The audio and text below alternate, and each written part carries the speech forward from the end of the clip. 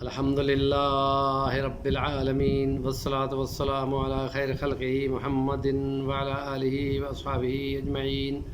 أما بعد فأعوذ بالله من الشيطان الرجيم. بسم الله الرحمن الرحيم. إن الذين قالوا ربنا الله ثم استقاموا فلا خوف عليهم ولا هم يحزنون.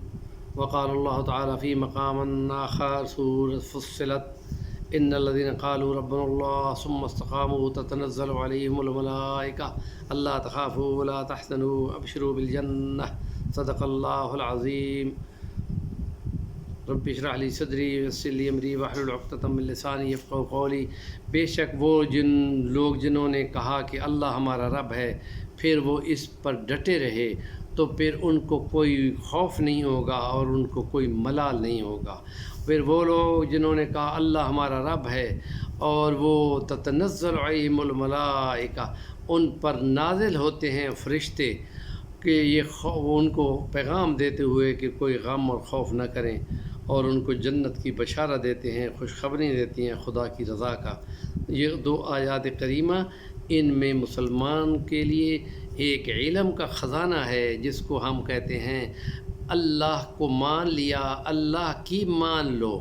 اللہ کو مان لیا اس کی تمام صفات کے ساتھ، اس کے تمام احکام کے ساتھ، اس کے تمام نواہی کے ساتھ، اس کی تمام تقدیروں کے ساتھ. اس کو کہتے ہیں ایمان مفصل اور ایمان مجمل. اور ایمان مفصل کیا ہے کہ وہ جو اللہ کو مانتے ہیں، اللہ کی کتابوں کو مانتے ہیں، اس کے فرشتوں کو مانتے ہیں، اس کے رسولوں کو مانتے ہیں، اس کی آخرت کو مانتے ہیں، اس کی قضاء و قدر کو مانتے ہیں. اور پھر وہ جو کہتے ہیں کہ اللہ تعالیٰ کے اچھے اچھے نام ہیں، اس کے احکامات ہیں، وہ دل سے ہم نے تسلیم کیے، زبان سے ان کا اقرار کیا. اقرار باللسان و تصدیق بالقلب.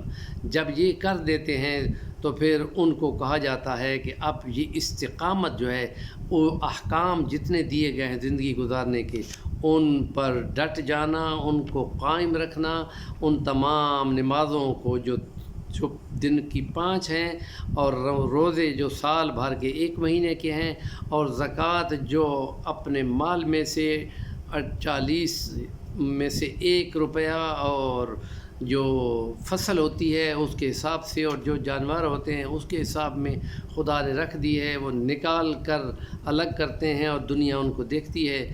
اور اگر اللہ نے ان کو مال دیا ہے تو اس کے گھر کا زندگی میں 1 بار وہ دورہ اور طواف ضرور کرتے ہیں پروانے کی طرح محبت کے طور پر.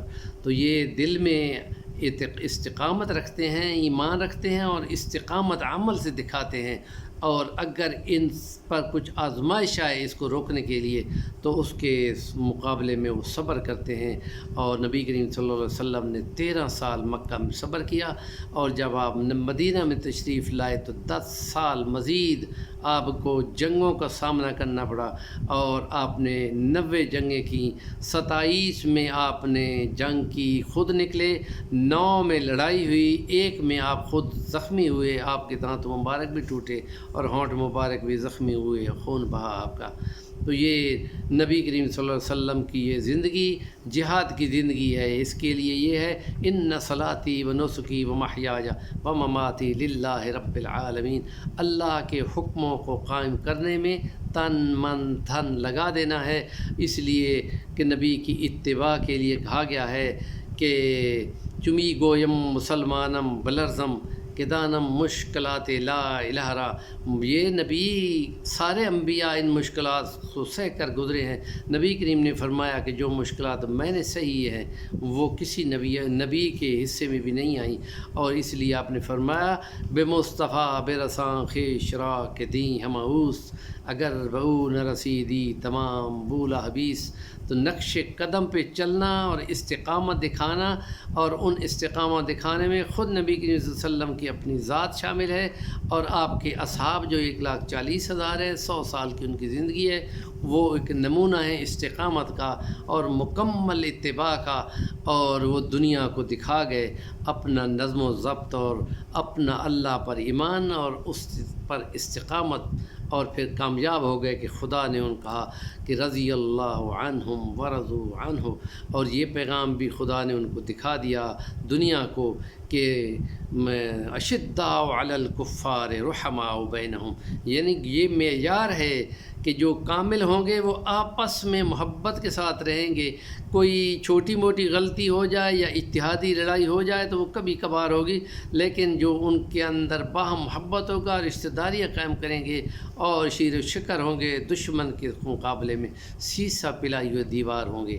یہ وارننگ دے دی گئی ہے کہ دشمنوں سے ہوشیار باش رہو، اپنے دشمنوں کے ساتھ بھی اور اللہ کے دشمن کے شیطان کے ساتھ بھی مقابلے میں رہو کہ وہ تمہارا دشمن ہے، اس کو دشمن ہی سمجھو. نیکی کی بات کا ابلاغ ضرور کریں. ہمارے چینل کا نام ہے صفی الرحمن البانی، ضرور سبسکرائب کر لیں.